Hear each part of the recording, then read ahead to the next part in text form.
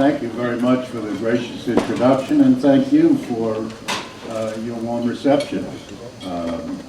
All of you who are gathered here, civic leaders, elected leaders, fellow New Yorkers, let me say good afternoon and thank you for being here and doing what you do best. It's good to be here with leaders who share the Assembly majority's commitment to delivering the more accountable, more effective, more efficient government that New Yorkers deserve. My thanks.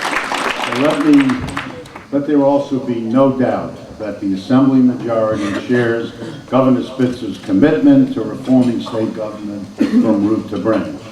In fact, it is our perspective that in this governor, we finally have the engine we need to enact numerous reforms we have proposed for improving government, improving education, healthcare, criminal justice, the environment, and the list goes on and on. Progress already has been achieved on a number of fronts. I assure you that together we will achieve much more.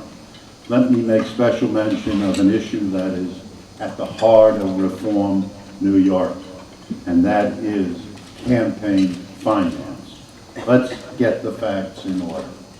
I introduced the first campaign finance law back in 1986 when I served as chair of the Assembly's Election Law Committee. Year after year, the Assembly majority has passed campaign finance reform. As Speaker, I personally debated those bills and the merits of it on the floor of the House. To this day, I and my Assembly majority colleagues are committed to reducing the influence of special interests by tightening New York's campaign finance law. To this day, I remain committed to the principle that public financing of all elections must be the ultimate goal.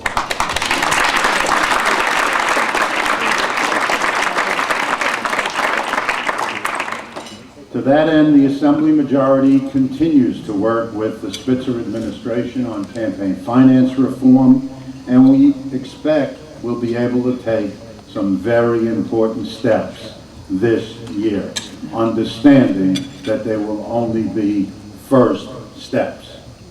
I'm here this afternoon because I respect the organizations that you represent. I believe you are sincere and thoughtful in your efforts to reform government, and I believe that we are partners in this endeavor. I also want you to understand that I am proud to be the Speaker of the New York State Assembly, and that is why we are listening intently to the demands for more open, public, and accountable government, and why we are acting upon those demands. In 2005, I brought you a list of bipartisan reforms to Assembly rules and House operations that were enacted by both sides of the aisle. This afternoon, the Assembly will enact the next phase of rule changes, reforms that were developed by the Assembly, majority, and minority conferences working together. The rule changes proposed by the Assembly will improve the legislative process by mandating that all Assembly bills go through a standing committee other than the Assembly Committee on Rules, and require the convening of monthly meetings of the Committee on Conference Committees, which was established according to the 2005 rule changes. This committee will carefully review requests by the sponsor of bills that have passed the Assembly for their bill to be considered for review by a joint conference committee of the Senate and the Assembly.